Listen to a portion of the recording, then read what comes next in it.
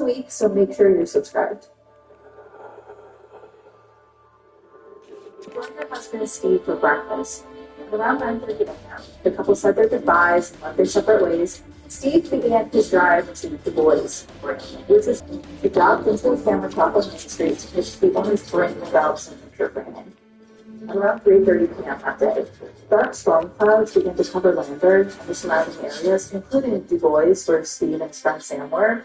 With the rain now pouring down, the two decided to call it a day. Steve was now starting to get pretty worried, so he dialed a couple of their other friends that might have seen Amy, but when no one had, he called a local hospital. What if she had been in a car accident while she was out, and just couldn't get a hold of him? But again, that turned out nothing. No one Steve called had any idea where Amy could be. So finally, just before 11 p.m., Steve reported his wife missing to the Fremont County Sheriff's Office. Within minutes, two sheriff's deputies met with Steve outside of his cottage and got a statement about what he remembers from that day. What was Amy wearing? Did she seem upset? Is there any other place she could be? She was wearing a yellow tank top, black running shorts, Adidas running shoes, a 10x Ironman watch, and a gold wedding ring. 2 hours later, as the neighbors were driving along the 30-mile loop road, their headlights hit something. There, parked on the side of the road near the Burnt Gulch Road turnoff, was Amy's white Toyota Tercel, but there was no sign of Amy. The couple pulled their car behind Amy's and got out to investigate. Her car was unlocked, and inside, on the passenger seat, they found Amy's keys, her sunglasses, and a to-do list she had made that morning. Several items on the list had been crossed off, but one of the last items, which had yet to be crossed off, just read, "Run." It felt really ominous in that moment. The only thing missing, besides Amy herself, was her wallet, which she was known to not take with her when she jogged. So what could have happened to it? They looked around Amy's car, puddles from that afternoon's rainfall surrounded the car like a moat. And yet, they didn't see any footprints in the mud, not a single one aside from their own. Had Amy been out for a run when the sky opened up on her? Was she stuck somewhere? If that was the case, time was of the essence. So they immediately called Steve and they reported the news. He gathered up some lanterns and a sleeping bag, got into his truck, and headed out towards Burnt Gulch. Now, I know the saying goes opposites attract, but few couples have ever been more perfectly suited for each other than Amy Rowe and Steve Bechtel, who, at least from the outside, seemed destined to live happily ever after. Amy and Steve first started dating back in 1992 when they were both students at the University of Wyoming, both pursuing degrees in exercise nutrition. Amy and Steve both had lives that revolved around being athletic. Steve had a passion for rock climbing and a fearlessness that pushed him to conquer peaks that no one had previously climbed, from huge mountains and the nearby national forests to far-flung heights in the Himalayas. Meanwhile, Amy was a champion runner who was already breaking records in high school. And as the star runner of the University of Wyoming's cross-country team, the Cowgirls, Amy was well on her way to competing in the 2000 Olympics. The couple moved to Lander, Wyoming together, a small town by most standards, right after they graduated. And Lander's economic heartbeat is outdoor recreation. And so it made sense that Amy and Steve wanted to live there. They settled into a little cottage on a street called Lucky Lane with a yellow lab named John's in June of 1996. And maybe it was common for this couple. But that aside, July of 1997 was a very exciting time for Amy and Steve. Amy finally finished paying off her student loans. The couple just closed escrow on a brand new 3-bedroom house. All the while, Amy was busy organizing a 10K race for September, and somehow, in the midst of all of that, she vanished. By 2 a.m. the night Amy went missing, sheriff's deputies had converged on the area around Amy's car and began organizing this massive search effort. Volunteers trickled into Saints Canyon throughout the dark early morning hours. The search continued on into the day. But no matter how loud they screamed her name, they never heard anything back. The sheriff's office deployed search dogs, they sent out helicopters, and an army of at least 100, maybe even 200 volunteers. Investigators ended up ordering duplicates of the clothing Amy was believed to be wearing the day she went missing. and they brought them to the search site, hoping that maybe they would find fragments of the clothes or shoe prints in the dirt that matched. And then, before long, their efforts paid off. Just east of Amy's car, down a Canyon Creek drainage, searchers found a shoe print very similar to the soles of the shoes Amy was known to have last been wearing. Volunteers then did an exhaustive search of the surrounding area, and they found Amy's pen that she had used to write her to-do list, 3/4 of a mile away from where her car was found. But that was all that turned up. Within days, Amy's disappearance was statewide news, and tips began pouring in from all over. The sheriff's office was inundated with over 1,000 tips coming in every hour, and none of them seemed promising. Meanwhile, the search was expanded to a 30-mile radius of where Amy's car was found, and the military got involved. They flew Air Force helicopters with infrared detection devices. The National Guard and the Civil Air Patrol assisted with the search, as did volunteers on horseback, on ATV, you name it. Bad weather, like the weather on the afternoon when he disappeared, kept impeding the search efforts, but the sheriff's office persisted, and yet, after a week of searching every corner of the wilderness, they found absolutely no trace of anything on her abandoned car, her pen, a single shoe print. A shoe print that, unfortunately, got trampled on and destroyed by volunteer searchers before it could be preserved. Now, by this point, the FBI had joined the investigation, and they were able to obtain satellite images taken the very afternoon Amy disappeared. But this ended up being another dead end because the cloud coverage was so bad on that day, it blocked the satellite's view of the ground. And it was not long after that the Fremont County Sheriff's Office decided to end the search. Authorities were confident that if Amy had fallen, if she had had a medical emergency, or even if she had been attacked by a wild animal, they almost certainly would have found her, or at least found more of a trace of her. So maybe it wasn't that Amy had an accident while she was out on a run. Maybe someone wanted Amy to disappear.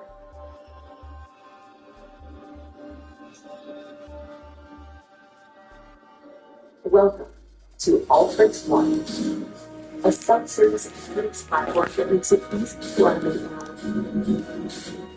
When a married woman disappears, the first person police usually look at is, of course, her husband.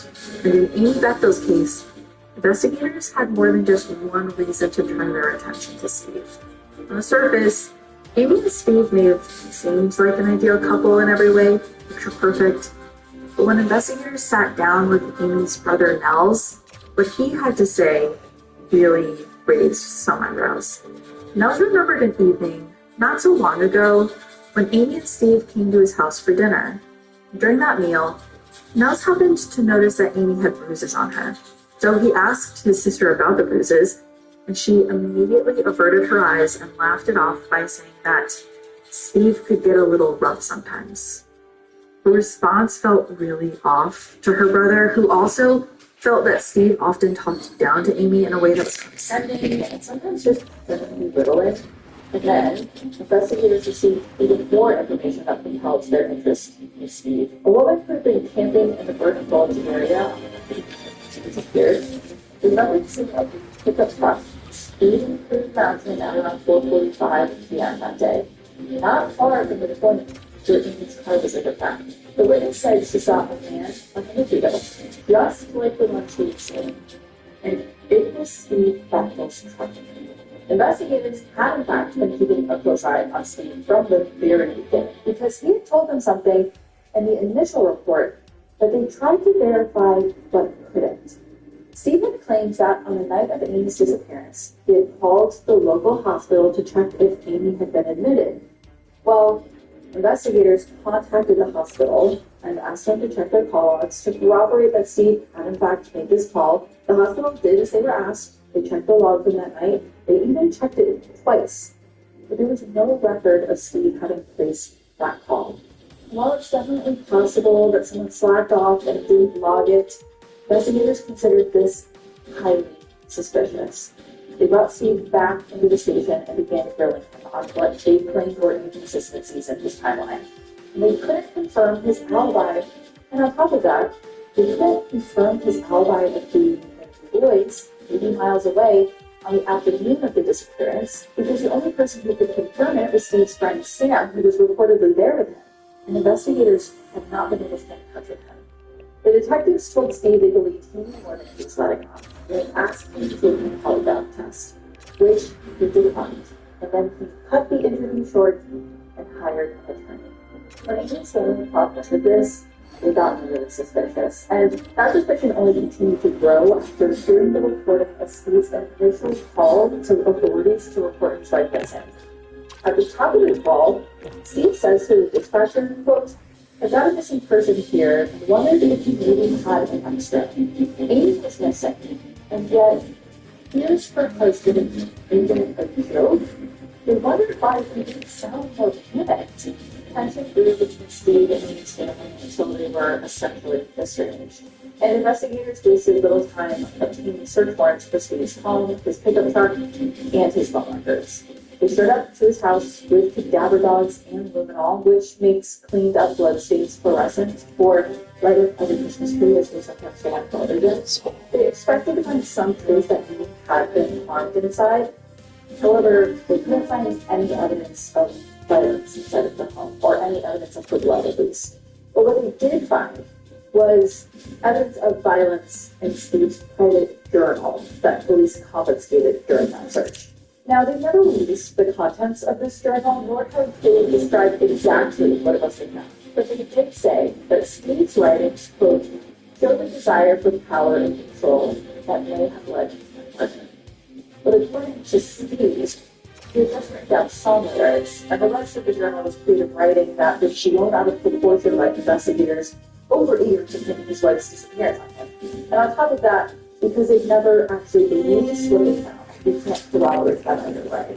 Eventually, investigators did get in touch with Steve's friend Sam, who did confirm that Steve was with him that day. They were together in Du Bois mid-afternoon, but that didn't necessarily mean that he didn't have time to come back and kill him and dispose of her body somewhere. At least that's what the police were saying.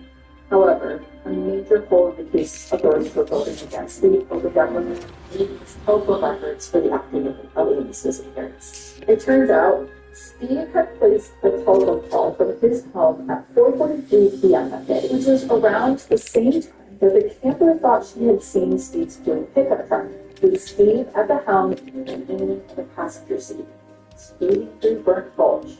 Now, Burnt Gulch is 45 minutes from Steve and Amy's house, and he could not have been at those two places at once. Nevertheless, he did remain the prime suspect. Detective Dave, who was soon elected county sheriff, was not shy about publicly naming Steve as the only person of interest in this case.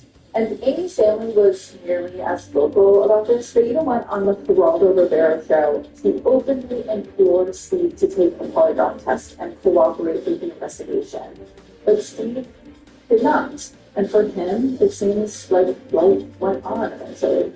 He maintained the mortgage on the house that he and Amy had bought because he needed her signature in order to sell it, until he was able to have him declared legally dead.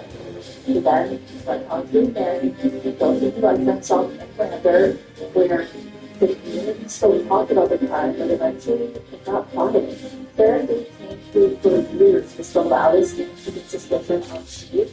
Ended up resigning from his position after he was indicted for stealing cocaine and opiates from the evidence locker, a crime for which he was later convicted. But even as this case grew cold, the department returned their attention to Steve every so often, going so far as to tear up the driveway of the home he and Amy had purchased, because there were rumors circulating that he had buried Amy there.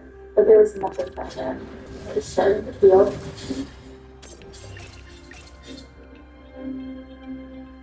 I have to help put on and how your pictures again with you and it's great seconds. Seats are folded all by themselves. It's cool meters for 61, so please slide into place. Then the new technology. We are here to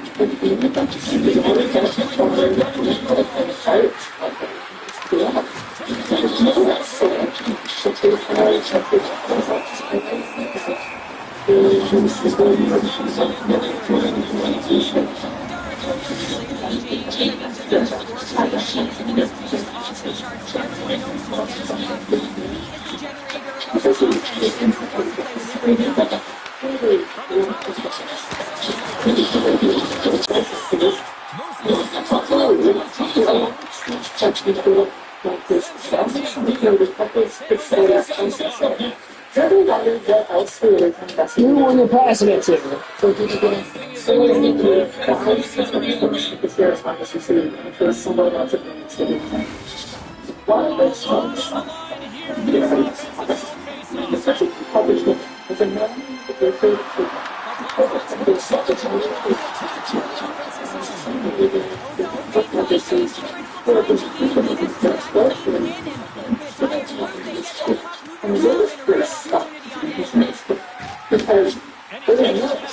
this is in a Carolina, but also because people do being able to understand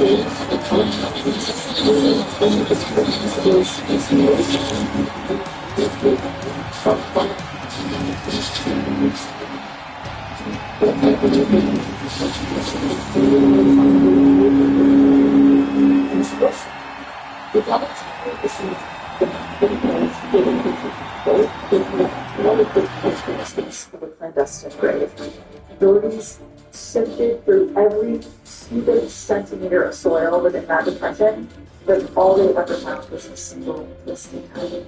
Now, we can never truly know what happened to any of that dough. We parked their car, went for a run, and into the landscape.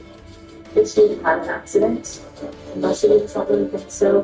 And while it still seems possible that Amy may fall into something that permanently pulled her out of view, the consensus amongst detectives is that someone put her somewhere where she'll never be found.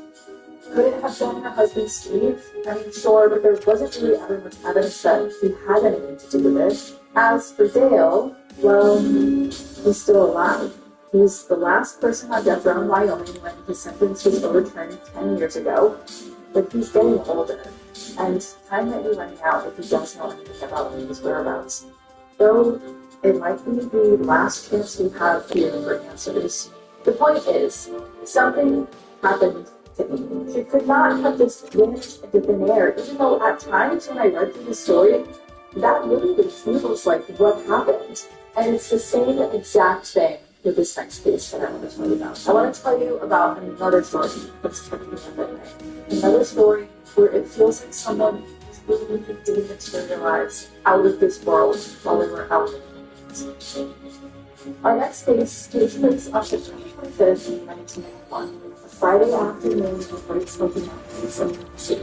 Now, these mountains are a sub-range of the Appalachians, and they loom large over the Tennessee-North Carolina border. That day, 58-year-old Polly Nelson got a call from two of her friends, Trula and Red, asking if she wanted to go on a stroll with them on Deep Creek Trail.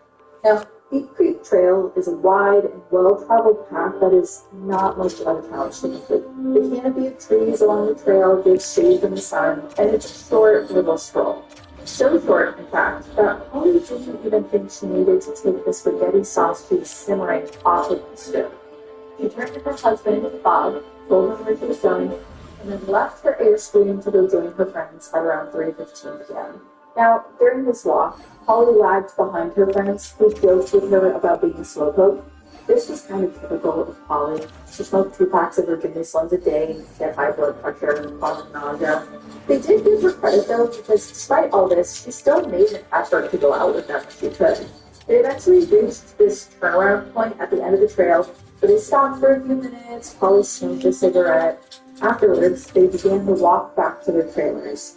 They ambled along, they were making small talk, joking around like old friends. It was just like all the other walks they had gone on across all the summers that they'd enjoyed together in North Carolina.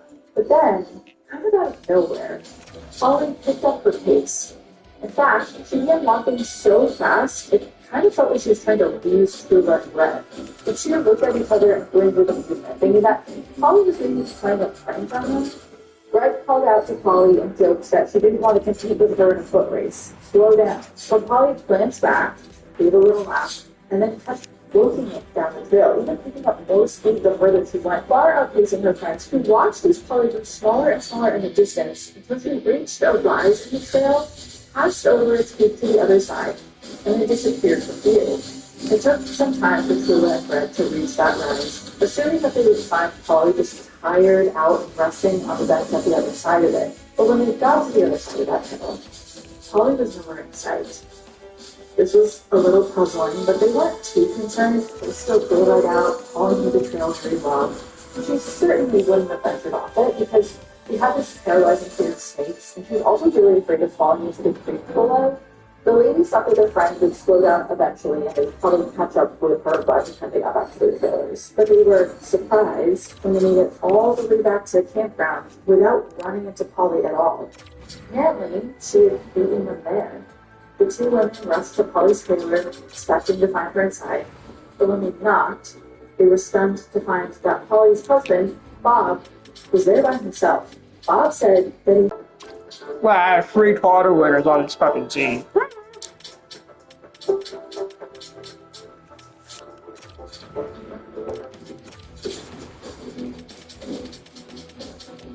On the way to marriage,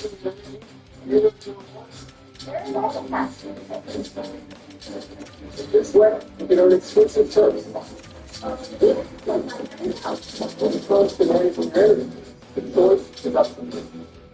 The ranch went to growing slowly. But no one knew where she was. With the evening sky beginning to dim, Trula and Red knew that it was time to find the park rangers and they should report with them missing. Now, park ranger Dennis Burnett knew Polly well. For nearly 2 decades, she had been spending her summers at Deep Creek, and so did the other rangers, who immediately closed the trail and began searching for signs of the missing woman. And along the way, rangers questioned everyone in the area, providing a description of Polly, the clothing she was wearing, but nobody remembered seeing her. the temperature started dropping into the low 50s, the sky turned black, so rangers were using high-powered flashlights to search the creek. Polly's father and her brother soon arrived to assist with the search, and meanwhile, Polly's poor husband Bob was so distressed that he started having trouble breathing and was admitted to the hospital. Over the next couple of days, the search efforts increased, with up to 350 people getting involved: friends, families, volunteers, park rangers, and dog handlers. One of the search dogs, actually, a bloodhound, zeroed in on one particular area, a fallen tree beside the trail where hikers would sometimes sit to rest. The bloodhound's handler believed that Polly may have stopped there. However, when the dogs reached the spot where Polly was last seen, just beyond that rise in the trail, the dogs began howling and spinning around in circles.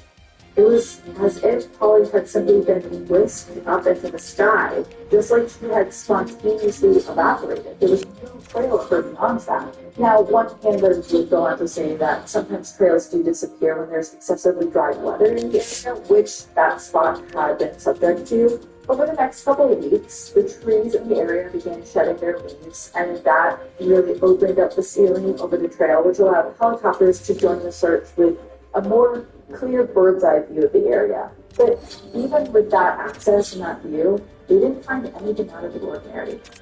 The search continued on until by October 2nd, every corner of the Deep Creek Trail campgrounds had been searched. Every fork, every side trail, every recess, and not a single trace of Polly Nelson was found. No clothing, no shoes, no jewelry, no Virginia Slims, nothing. Investigators felt like there was a chance that Polly was no longer in the park. But if she wasn't in the park, she didn't go home to her Airstream. Where did she go? Well, one investigator noticed that near the last spot Polly was seen, there was a parking lot, and that trail allowed vehicles up to a certain point. Was there a chance that someone could have been waiting for her there? But who would it have been? It felt like a total stretch, but the more investigators started talking to people who knew Polly about the events leading up to her disappearance, the more plausible it felt. Now, Polly was born and raised in Birmingham, Alabama, one of 4 children, and throughout the years, she had multiple careers that included teaching and stenography. Her first husband was a Korean War vet who died in 1967 after an extended illness. Polly remarried shortly after, and not long into that marriage, her second husband died from throat cancer, leaving Polly a widow once again. Then, in 1975, Polly remarried, this time to her father's business partner, a man named Bob Milton, who was 22 years Polly's senior. Bob and Polly's father co-owned campground space in Deep Creek, and for nearly 20 years, Polly had been spending her summers there, which was a tradition that she continued after she married Bob. The couple eventually settled in Jacksonville, Florida, where they lived in an Airstream trailer, and they would unhitch it every summer and take the trip up to Deep Creek. And during the summers in North Carolina, Polly volunteered at the church nutrition center, where she served meals to seniors every day of the week. Polly had been doing this for many years, and the seniors and other volunteers there absolutely loved her. They saw her as being very friendly and reliable, and described her as really smart. But in recent years, Polly had been hit with pretty bad depression. Her husband, Bob, had some progressive health problems like heart disease and emphysema, and it rendered him increasingly unable to participate in life, and it pushed Polly into the role of a full-time caregiver. And then in 1977, Polly's father died, which really devastated her. With Polly's own health struggles and her husband's increasing dependence on her, a world without her mom left Polly in some relief. And at that point, it's reported that she started taking Valium. And people close to Polly, like the pastor of her church, observed that her spirits had been taking a bit of a dive in the recent weeks. And also, she had been doing things that seemed out of character. So the day before Polly disappeared, her fellow volunteers at the church nutrition center noticed that she had done something she'd never done before in the many years she volunteered there. She used the church's phone, not just once, but multiple times, and no one knew who she called or what was discussed. And when investigators later learned of these phone calls, they examined the church's telephone bill, They didn't tell him anything because the phone bill only listed long-distance calls. So whatever number Polly was calling had to have been a local number. And that same afternoon, Polly had done something that was also unusual for her. She failed to sign up to volunteer for the following morning. The following morning, even the days had disappeared. It kind of made investigators wonder if she knew that she wasn't going to be around for that shift and therefore didn't put her name down. In all of the many years that she volunteered at the center, she had never missed a day. But that didn't really deal with some other parts of the investigation, like how the afternoon she disappeared, Polly had left a pot of spaghetti sauce simmering on the stove before she headed out with her friends. That, to investigators, made it seem like she thought she was going to return to the trailer that day. Trula and Red were completely puzzled by the situation, and they just could not wrap their heads around it. They speculated that maybe Polly had met someone she knew along the trail, and maybe that person had a car parked nearby, so she left with them. But again, there wasn't really any evidence to say that's what happened, and when they were pressed for a name, they couldn't come up with who that person would have been. With no ground left to cover, the Rangers decided to end the search for Polly.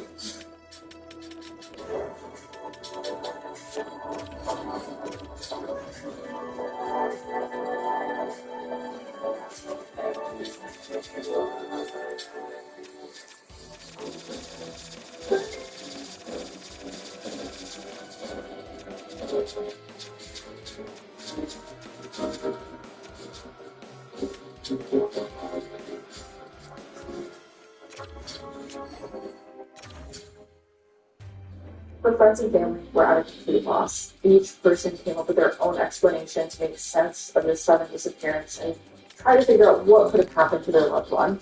So Trula believes that Polly may have suffered a mini stroke that left her disoriented, and maybe after that she walked off the trail and got lost. Others thought that maybe Polly became dazed from her Valium use. In fact, Bob, her husband, had discovered that a small bottle of Valium prescribed to him was missing from the trailer, which he only realized after her disappearance.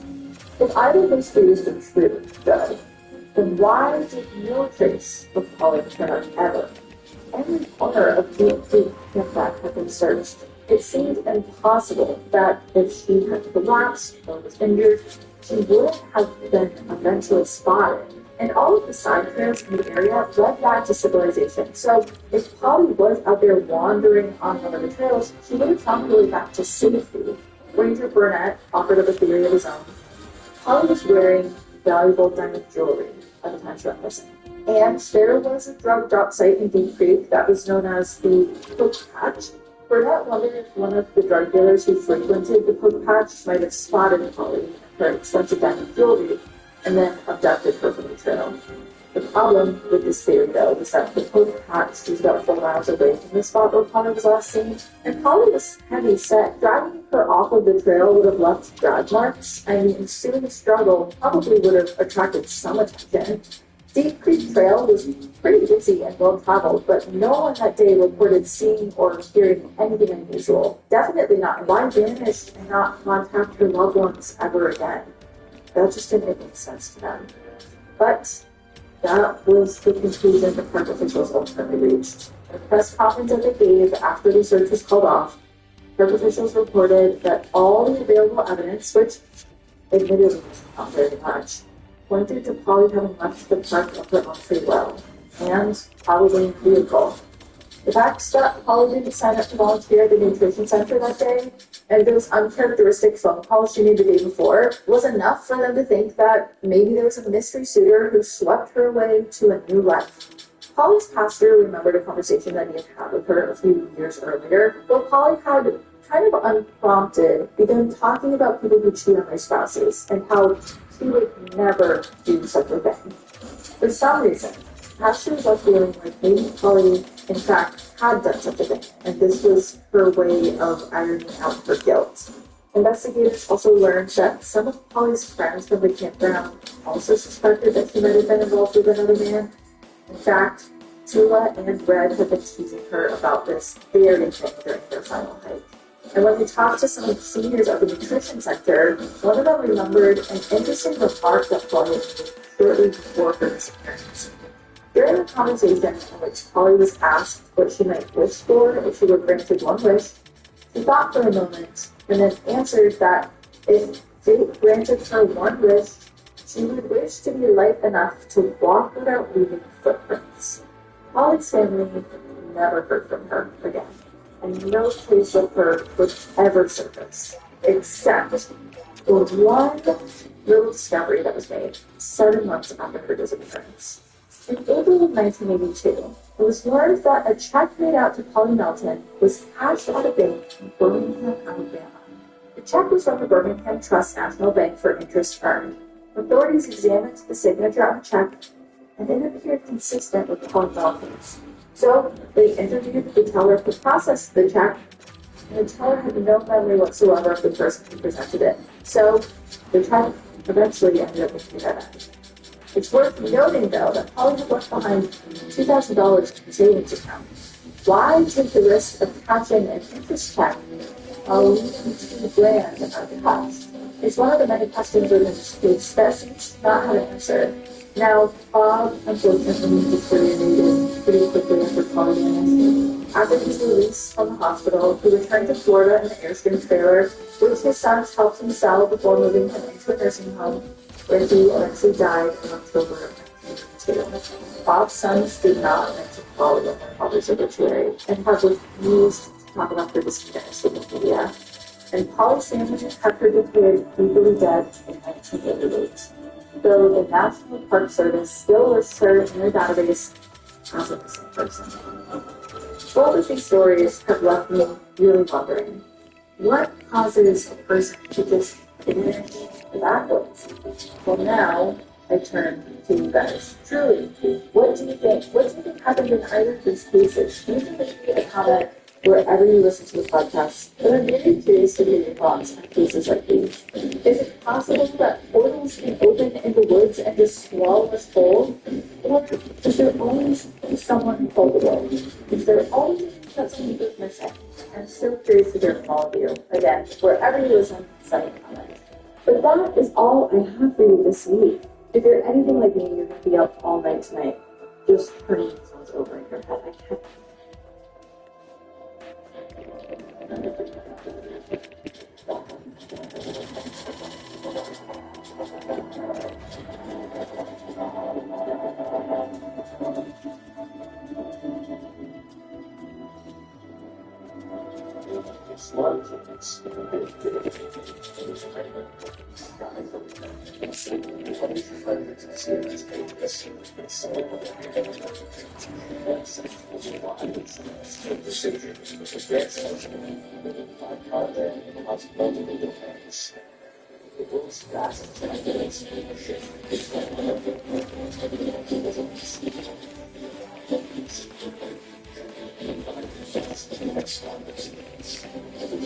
Today, I will share with you some real terrifying stories that I heard from you guys, our lovely listeners. We're talking mysterious chanting coming from the backwoods of the Midwest, a church camp that definitely had something demonic hiding from habits, and more. And joining me this week on this episode is Morgan Asher, the host of the 200 podcast, as well as our favorite podcast together, Clues. And just a reminder, if you're a fan of true scary stories, unsolved mysteries, and other unexplained phenomena, you're in the right place. Because you're just like me. We upload once a week, so make sure you are subscribed to this channel.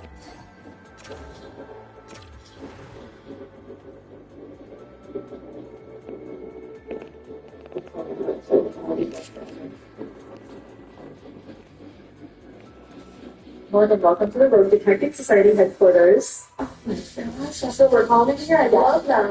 This is the headquarters. What are your first impressions? It's incredible. It's incredible. I'm going to take that saber-tooth tiger skeleton thing home. I love that thing. Facebook Marketplace. Well, we talked about a bunch of things on Facebook Marketplace. Your lamp is beautiful. You've got Gordon back there, Fonzie from a phone. Now, we have a lot of stuff too from listening small businesses now. Like this mug I got from Cooking Cafe, which is a listener small business. That candle on the back, there's two candles actually in the back from Wicked Rich Candle Company, which also listeners. It's amazing. That's really cool. We wanted to be very intentional about it. What businesses do the listeners want? Oh, that I think whatever blanket you have on, that you have on is also listeners. I know, it's amazing. There's a lot of good stuff in here. And you put together a really pretty studio. I'm so happy with it. I'm jealous. You're like, you want to be done. I know, it was time for a refresh. I'm so happy that you're really kind of upgrades and stuff. So thank you for coming over. So today, what I wanted to do, I have a bunch of scary stories that listeners have sent in. Every couple of months, I feel like I reach out to the community and I'm like, send me scary stories. They never disappoint. It's always very bizarre stuff happening to these people. I'm a little worried for them, but I wanted to dive into. I have curated a couple of us today. Okay, to get to. I'm ready. So I want to read this first one I think from a listener. It's called The House of Rules, and it goes. Hey Kaylin, I'm Snegha, writing to you from Kerala, India. Before anything else, I just wanted to say this. I've been making cards with comics since the beginning of 2024, and I genuinely haven't been able to stop. That's very nice. Thank you so much. Kerala, for context, is India's southernmost state. As of 2025, it's one of the highest literacy rates in the country, roughly 95.3%, but literacy here has never erased belief. In fact, some of the most educated families I know are also the ones that quietly keep old rules. Don't listen to parents, don't answer if someone calls your name after dusk, don't sleep facing the east unless invited. Our folklore isn't loud, it doesn't announce itself with screams or apparitions. It works through obedience, ritual, and silence. What I'm sharing below is not a commonly told Kerala ghost story. It's something that happened to my great-grandparents in 1904 during British rule, when my paternal grandmother was still a toddler. It was never written down, only spoken about once every few years, usually with the instruction. Don't repeat this outside the family, but I'm choosing to post it now. This is the house that followed the rules. I know I'm sorry. Like goosebumps all over. In 1904, my great-parents lived in a region that was thick with rubber trees, narrow canals, and land that never fully dries. The British had already established administrative offices there, and Indian clerks like my great-grandfather were expected to function in two worlds, obedient to colonial authority outside the home and bound by ritual and hierarchy inside of it. Their house was not large, but it was precise. Everything in it followed the rules. The front door was only open after sunrise. Lamps were lit in pairs, never alone. Food was served facing south. Mirrors were covered after dusk. No one asked why. These were not superstitions, just instructions passed down with the house. And the house was old enough to expect compliance. One evening, a British officer arrived unannounced. This was unusual. Officers didn't just visit Indian homes unless there was trouble. He came on horseback, mud splashed up to his boots, and he asked for water. When my great-grandmother brought it, he hesitated before drinking. This house, he said, does it belong to you? She answered honestly, no, we belong to it. He laughed, but he was a little uncomfortable. That night, something small changed in the house. The oil lamp in the prayer room flickered and then went out. But as we lit, the flame moved sideways, as if it was being pulled by breath. My great-grandmother blamed the rain. She always blamed the rain first. But then the house began correcting them. If someone sat where they shouldn't, they started feeling ill. If food was served in the wrong order, it would spoil by morning. When my great-grandfather once slept with his head facing east, something that's strictly forbidden, he woke up unable to move his legs for hours. And then the voice appeared. It didn't speak loudly, it didn't echo. It sounded like a thought, not sound. And it only spoke in instructions. Move the lamp.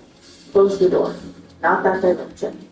My great-grandmother thought that she was losing her mind until my great-grandfather repeated the same instructions aloud one evening, finishing her sentence for her. They never spoke about it directly. In those days, we didn't discuss these kinds of things, especially not under British rule, where anything unexplained was labeled as hysteria or punished.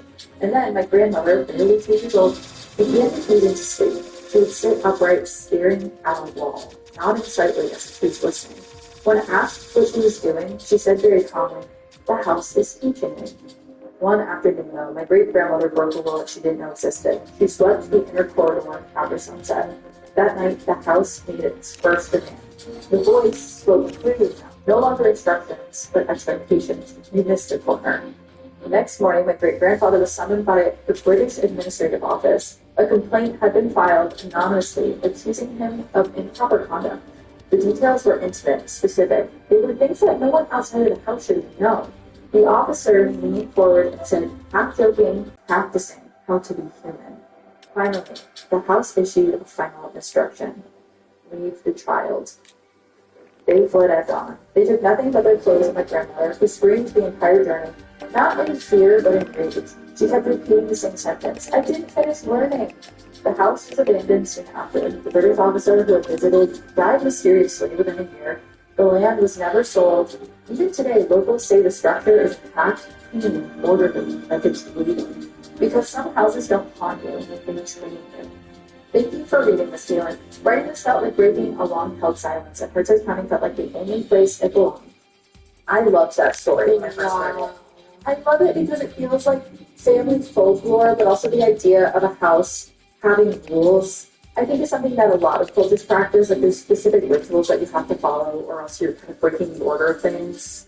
I loved it. I'm blown away. I find it so interesting too that you have this story coming from India and the don't whistle back or whatever the whistle is. That whistling also pops up in Appalachia. Like, there's so much where it's like you hear a whistle, you hear an air call. And so it's like, these stories kind of transcend cultures and geography. It's going in so many different ways. And I always feel like if something shows up, or if there's like sleep paralysis demons that show up in every culture all over the world, and they always have the same symptoms, the same type of entity that comes into the same look. Most people describe the same exact figure. There is a reason for it. That I mean, it keeps showing up places. I just think that there's something to it. So yeah, the like goat whistling is really interesting. But then there's like little ones that are also kind of freaky. I know. The first thought that popped into my head was like, this is like the opposite of the Encanto house. Oh, you've seen Encanto? I have not. Oh my god, What's an Encanto house? It's like